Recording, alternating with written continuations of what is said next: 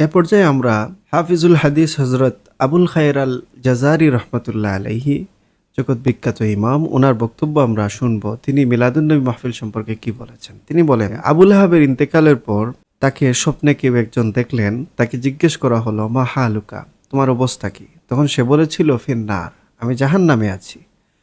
ইল্লা আন্নাহু ইউখাফফাফু আন্নি কুল্লা লাইলাতিল ইসনাইন, তবে প্রত্যেক সোমবার রাতে আমি কিছুটা স্বস্তি অনুভব করি, কিছুটা আগুন আমার থেকে কমানো হয়।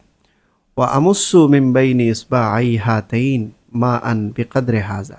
তখন আবুল আহাব ইশারা করে বলল যে এই দুই আঙ্গুল থেকে, তার দুই আঙ্গুল, সে ইশারা করে বলতেছে, আমি এই দুই আঙ্গুল থেকে কিছু পানি পান করি যেটা আমাকে দেওয়া হয়। জিজ্ঞেস করা হলে যে এটা কোন কারণে, তখন সে বলেছিল, ওয়াইন্না যালিকা বিইতাকিল সুয়াইবাতা ইনদামা বাশশারাতনি বিউলাদাতি মুহাম্মাদিন সাল্লাল্লাহু আলাইহি ওয়াসাল্লাম ওয়া বিইরদাইহা লাহু। এটা এই কারণে যে আমি আমার দাসী সুয়াইবাকে আমি মুক্তি করে দিয়েছিলাম যখন সে আমাকে সুসংবাদ দিয়েছিল মুহাম্মদুর রাসূলুল্লাহ সাল্লাল্লাহু আলাইহি ওয়াসাল্লাম জন্মগ্রহণ করেছেন। এই জন্মের সুসংবাদ যখন আমাকে দিয়েছিল এবং দাসী সুয়াইবা আল্লাহ রসুলকে দুধ পান করিয়েছিল, এই আনন্দে আমি দাসী সুয়াইবাকে মুক্ত করে দিয়েছিলাম।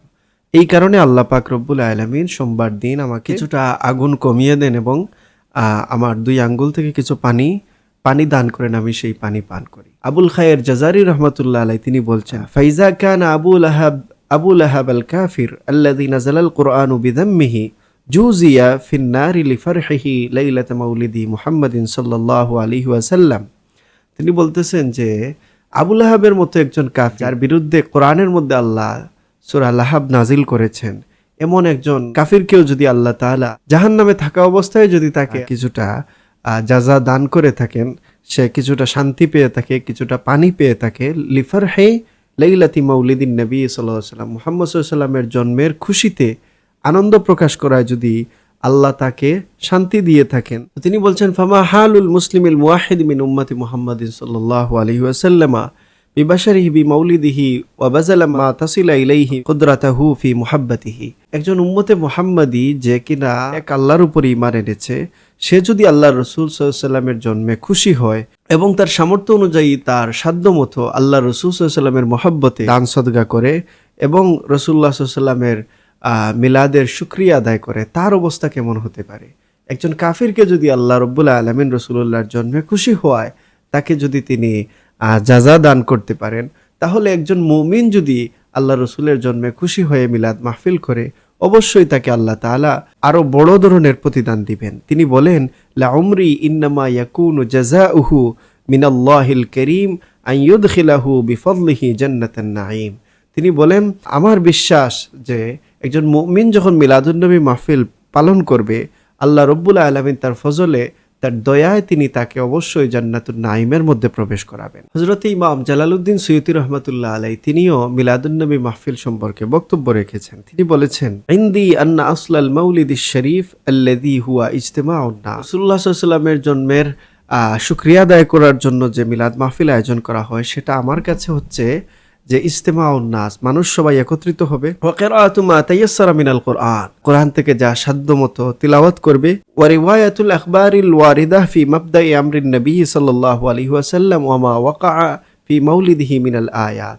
আল্লাহ রাসূল সাল্লাল্লাহু আলাইহি ওয়াসাল্লামের জন্মের সময় যে ঘটনাগুলো ঘটেছে, হাদিসের মধ্যে রাসূলুল্লাহর সূচনা, জন্মের সময় থেকে নিয়ে যে রিওয়ায়াতগুলো এসেছে, এইগুলা বর্ণনা করা।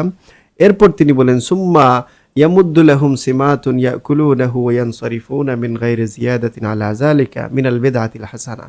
তিনি বলেন, এরপর মানুষকে খাবার দাবারের আয়োজন করা, এই কাজগুলো আয়োজন করা কখনো বিদআতে সাইয়্যা হবে না, বরং এটা অবশ্যই বিদআতে হাসানা হবে, আল্লাতী ইউসাবু আলাইহা, যার কারণে আল্লাহ তাআলা অবশ্যই এই পদ্ধতিতে কেউ মিলাদ মাহফিল আয়োজন করলে অবশ্যই তাকে আল্লাহ সওয়াব দান করবেন, যেহেতু এর মাধ্যমে আল্লাহ রাসূলের সম্মান ইজ্জত প্রদর্শন করা হয়।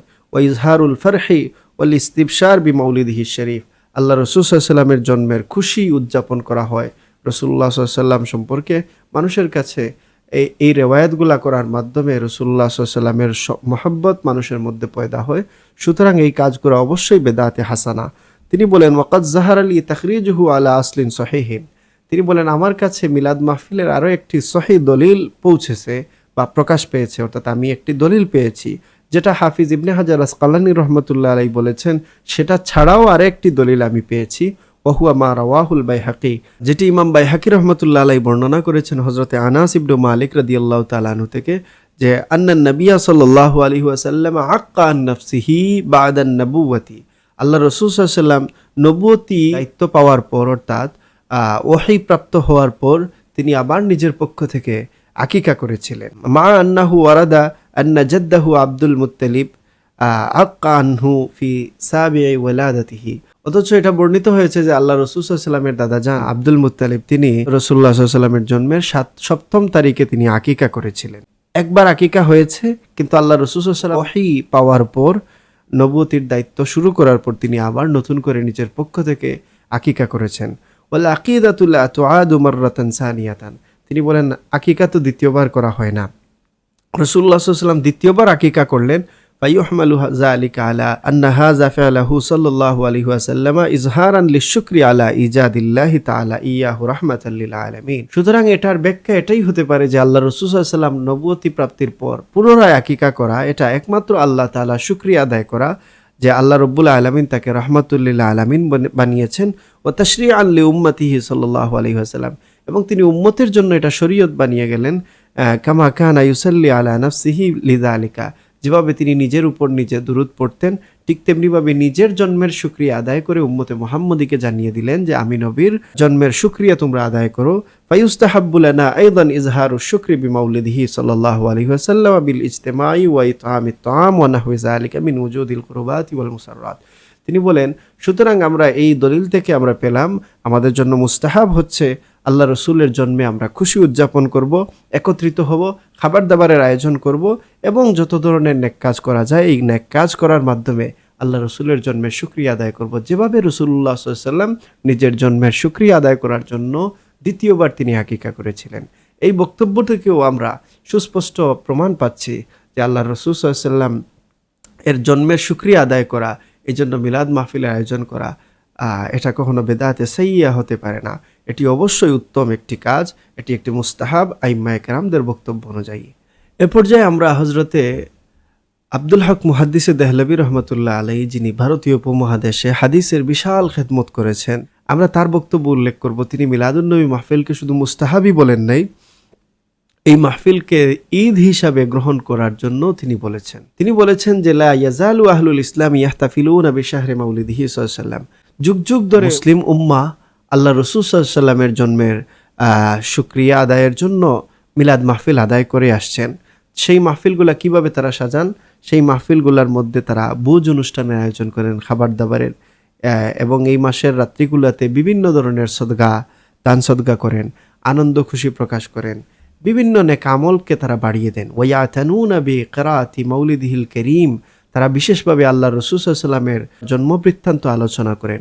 ওয়ায়াজহারু আলাইহিম মিন মাকানিন কুল্লি ফাদলিন আমিম, এই মাহফিল আদায় করার মাধ্যমে তাদের উপরে আল্লাহর বিশেষ অনুগ্রহ প্রকাশিত হয়, অর্থাৎ তারা আল্লাহর পাক রব্বুল আলামিনের পক্ষ থেকে বিশেষ এক ধরনের অনুভূতি হাসিল করে থাকেন। ওয়া মিম্মা জাররাবা মিন খাওয়াসিহি আন্নাহু আমানুন ফি যালিকাল আম ওয়া বুশরা আজিলুন বিনাইলিল বগিয়াতি ওয়াল মারাম। তিনি আরো বলতেছেন যে এই মাহফিলকে আমল করে তাজরিবা করে দেখা গেছে, অভিজ্ঞতার আলোকে দেখা গেছে যে এই মাহফিলটা পুরা বছরের জন্য নিরাপত্তা হিসাবে কাজ করে, অর্থাৎ মিলাদ মাহফিল আয়োজন করলে পুরা বছর আল্লাহ গজব থেকে বান্দাদেরকে হেফাজত করেন।